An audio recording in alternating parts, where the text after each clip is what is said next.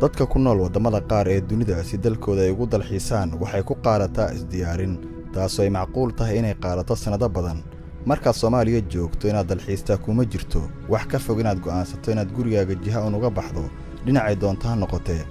deegaan dalxiiseedka Baydhaxan diinaashaha quruxda dhulka ee dabiiciga ah iyo hawada macaan waa mid Ilaah ku manaystay balse waxaan jirin cid ka faa'iideystay hantida dalxiis ee dalkeena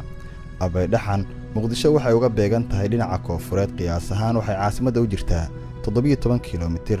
waa jasiirad yar waxaa ku lamaansan jasiiradda Nimow oo marka labada jasiirad la isaga gudbayo cidii aan lahayn aqoon dabaalasho ku qasbaysa inay doon isaga kala goosto labada jasiirad dhexdooda deegaankan waxaa la dhisay 2 qarni ka hor waxaana ku yaala dhismayaal qadiimi ah kuwaas oo la igu sheegay inay imaan jireen barsamaadkii dalxiisayaal ajnabi ah kuna qaadan jiray waqtiyadooda hawagadiska in ka badan 50 qoys ayaa ku nool jasiiradahan noloshooda waa mid ku xiran wax soo saarka badda waa kuwa ka kalluumaysta jasiiradaha Baydhaxan iyo Nimow oo isku feeriyal deegaankani male waxbarasho iyo caafimaad midkoodna waxaana ku yaala hal dugsi quraan kaasoo ku hoos yaal jabal la qoray ardaydana waxay ku dhigtaan quraanka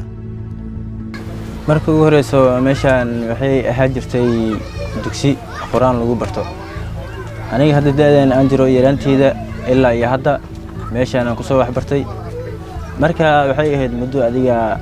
9 sano kadib marka haddana waa bakaasa meeshan dugsi quraankii macallinkii haajiray uu ka tagay ilmihii hadda way kala faracmeen oo inkastoo waalidiintooda aysan helin wax ay cunugii markii dugsiga dhiganayo qarashka uu ku bixiyo markii xigtani haddana meel uu ka shaqeynayo malahan badan uu aada mar uu ka soo helaa marna uu weynaa haddii badan uu ka soo helo cunugiisa wax uu bixi karaa laakiin badan hadiisan oo waxa ku soo helin meel uu ka shaqeysan hadiisan oo lahayn maxaa cunugiisa oo wax ku bixinaa lacag oo ku dhiibaa jasiiraddan waa jasiiradda Nimow oo jaar la ah sida aragteenba jasiiradda Baydhaxan waxayna ku yaalaan hal aag oo isku mid ah waa deegaan u samaysan qurux dabiici ah waana dhul aad iyo aad u qurux badan waxa halkan ku yaalay 7 guri oo ahayd goobaha ay imaan jireen dadka cadaanka ah ee ka socda wadamada Hindiya iyo Ingiriiska halkaan saaranahay waa dusha sare ee jasiiradda waxa naga hooseeya badda waana meel aad u qurux badan oo ku fiican in hawo aad iyo aad u qurux badan laga helo waa hawo dabiici ah waana dhul aad u wanaagsan dadku waxay ku sheegayaan deegaankan inuu ahaa deegaanada Soomaaliyeed ugu caansanaa laakiin haatan waxa saameeyay wadanka dhibaatooyinka ka dhacay balse haatan xaalad way degan tahay waxay u baahan tahay halkan in lagu sameeyo maalgelin iyo waliba la dhiirigeliyo halkaas oo ah dad ka shaqeeya kalluumaysatada jasiiradda waxaa laga isticmaalaa jabalada la qoro laga dhigto kuwa lagu qabowsado marka la joogo nasiinada xilliyada qaarna roobabka ayaa looga okortaa waxayna u samaysan yihiin qaabab u guryo la seexdo qofkii arka jabaladan wuxuu isweydiinayaa qaabka loo qoray ee ka dhigay jabalada sida haatan ay u samaysan yihiin jabaladaas niyow anigu ayagoo qoranaan meesha ku soo gaaray meesha annaga hadda buundadan oo biyaha aan ka qaadno cusbada ay ku yaaliin jabaladaas markaan weydiiyey taariikh ahaan war jabaladan yaa ma idinkaa qoray mase sida ilaahay sida isaga abuuray waxay ugu dhaheen niyow dadkii hore oo guryo ka dhigtay odayaashayni hore ayay guryo u ahaa jireen marka odayaashaasaa gacanta ku qoray saasay ii sheegeen in yani ay hoy u ahaa jirta intaysan guryaha ka dhisan meesha waa la qoray jamalka bursi waxbaan la qoray yireen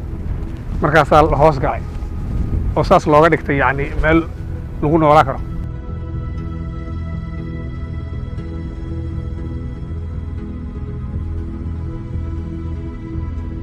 maadaama aan loo soo dalxiis tagin xilligan jasiiradda Baydhaxan dadka degani waxay xoogga saaraan kalluumaysiga badda waxayna u suuq geeyaan kalluunka ay badda ka soo jilaabtaan suuqyada Muqdisho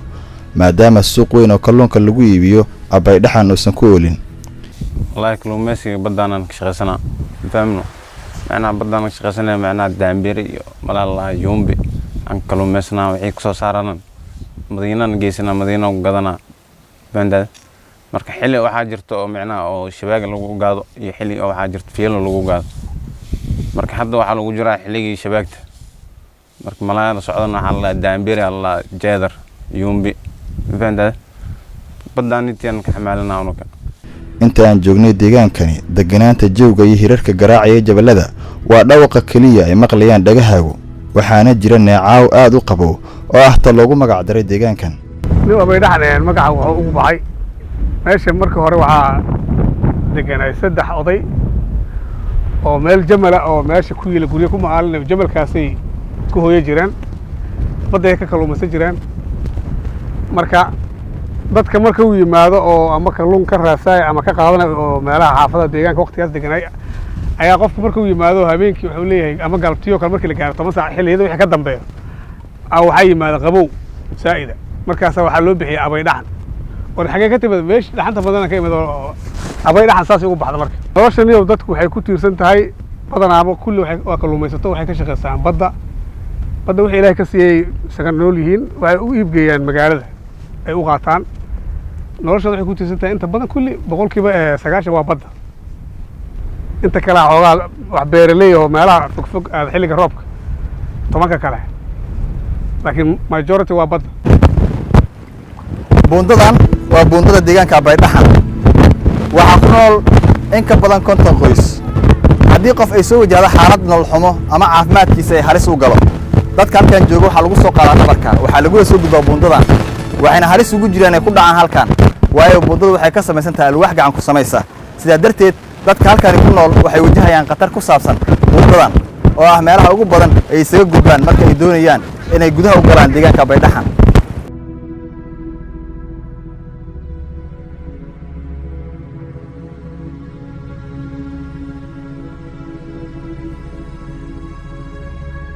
qataraha ay wajahayaan dadka ku nool jasiiradaha Nimo iyo Abay Dhaxan xilliyada ay doonayaan gargaarka caafimaad waxay aadaan deegaanka Jasiira ama magaalada Muqdisho oo in xoogaa u jirta jasiiradda mararka qaarna waxaa dhacda iyadoo la gaarsiin bukaanka halkii loogu talagalay inuu u dhinto meesha loo wado oo ku dheeraata